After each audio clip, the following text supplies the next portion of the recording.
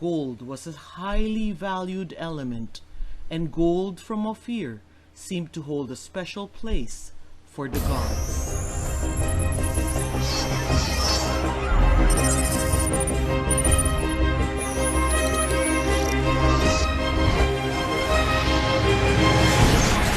Gold was used to honor the planetary gods, and they used their technologies in granulation, filigree, and repoussé to decorate the metals and alloys with the symbols connected to Tanit and Baal.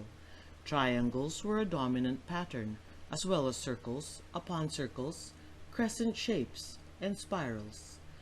All these geometric shapes and patterns, circles on circles, triangles, crescents, and spirals, are found abundantly in Philippine golden artifacts.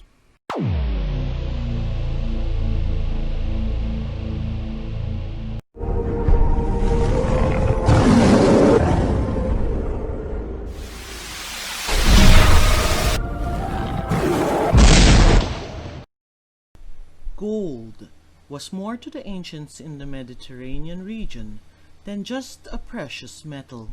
It was a way to honor the gods. In ancient Pyrgi, along the Italian coast, 3 sheets of pure gold was found, inscribed in Etruscan and Phoenician, to record a dedication made by the king in 500 BC to the Phoenician goddess Easter Tanit. A broken pottery shard found near Israel tells of 30 shekels of gold dedicated to a Canaanite god.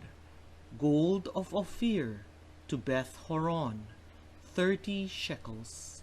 King David of Israel chose to use gold from Ophir for the temple and sacred gold items, namely 3,000 talents of the gold of Ophir. Gold was a highly valued element, and gold from Ophir seemed to hold a special place for the gods. David's son, King Solomon, partnered with the Phoenicians to procure gold from Ophir for the holy temple he was building, and Huram by his servants sent him ships and servants who knew the sea, and they went with Solomon's servants to Ophir, and took from there 450 talents of gold, and brought them to King Solomon. Phoenician King Hiram of Tyre, who partnered with King Solomon, worshipped the god Melkart as the lord of Tyre and the king of the city. The god had a long-lasting temple dedicated in his name at Tyre, built during the reign of Hiram in the 10th century BC. Melkart, also known as Baal Hammon to the Phoenicians, was the celestial consort of the Queen of Heaven, Easter Tanit. Melkart was associated with the monarchy, sea, colonization, and commercial enterprise. He was the king who ruled over those who traveled the seas, trading, building colonies, and bringing wealth back home. Baal and his queen Tanit were the chief gods of the colonies like Carthage that sent 10% of their income as tribute to his temple in Tyre. The worship of Tanit and Baal spread far and wide as each colony built their temples and maintained their religious practices. Worship of Baal has been linked to the planet Mars and Tanit to the planet Venus. Imagery used to honor them include celestial symbols like circles and spheres, circles within circles, crescent shapes, and spirals. Phoenicians faithfully merged their religious beliefs into their crafts, and metalworking was no exception. Gold was used to honor the planetary gods, and they used their technologies in granulation, filigree, and repoussé to decorate the metals and alloys with the symbols connected to Tanit and Baal. Triangles were a dominant pattern, as well as circles upon circles, crescent shapes, and spirals. All these geometric shapes and patterns, circles on circles, triangles, crescents, and spirals, are found abundantly in Philippine golden artifacts.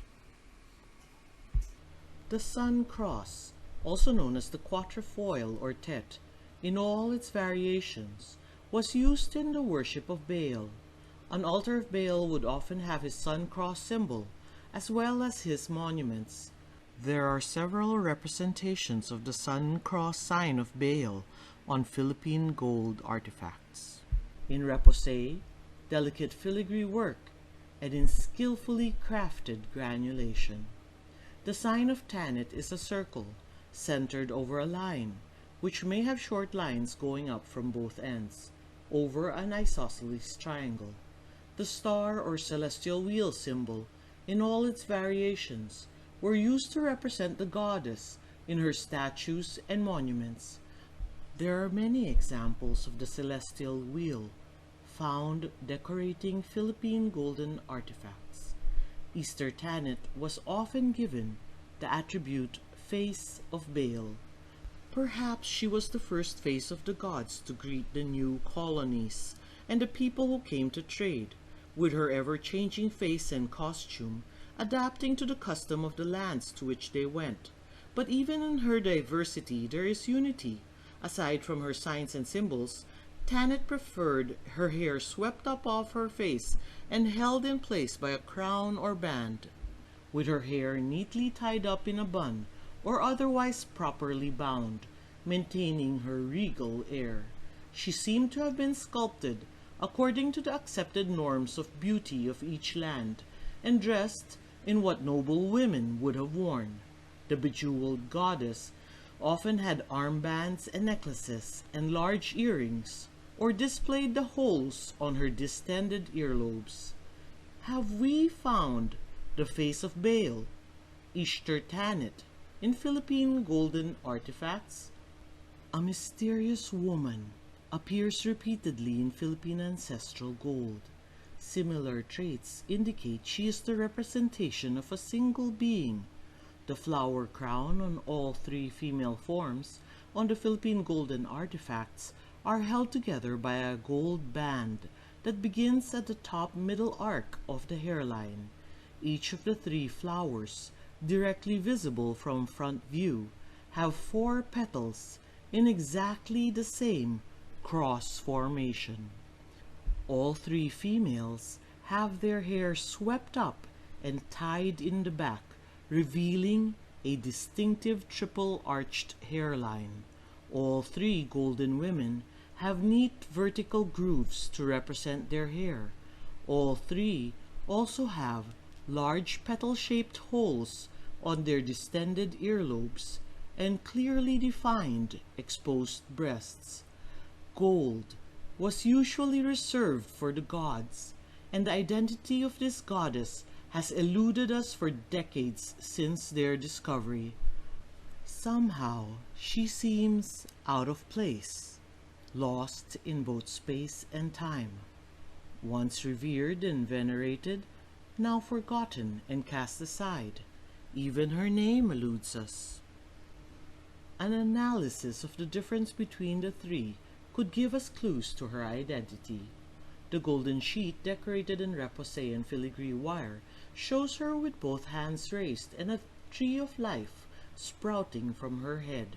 Ancient representations of the goddess Tanit shows her in similar positions with arms raised up and a tree of life sprouting from her head.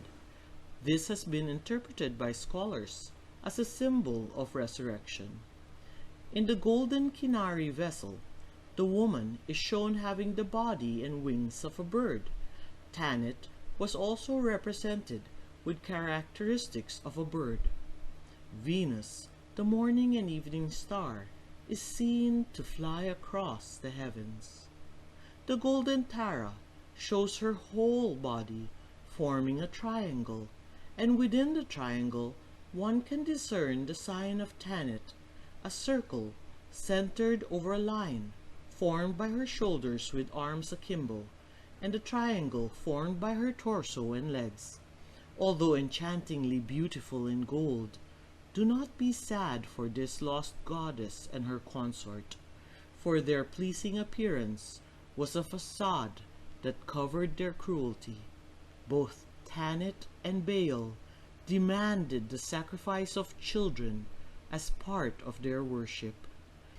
Greek and Latin sources tell of the Phoenicians' practice of burning children in their fiery embrace. The Lady Tanit, the hands of the statue extended over a brazier into which the child fell once the flames had caused the limbs to contract and its mouth to open.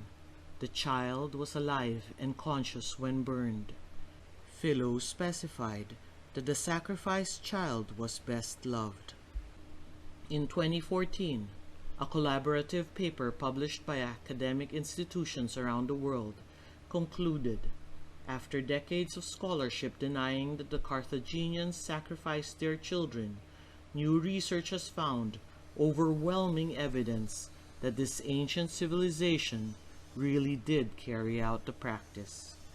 A practice recorded in scriptures that was abhorrent to God, and shed innocent blood, the blood of their sons and their daughters, whom they sacrificed to the idols of Canaan, and the land was polluted with the blood. In the video, Philippine Gold 2, we learned how the gold working technologies used to make Philippine gold artifacts were like those of the Phoenicians. In this video, we discussed the similarities in motif and decoration. But whoever these gods may be, perhaps it is for the best that they are lost. This video is not so that we can find these lost gods, but to find the truth about our own history. What happened to our ancestors here in our lands? Not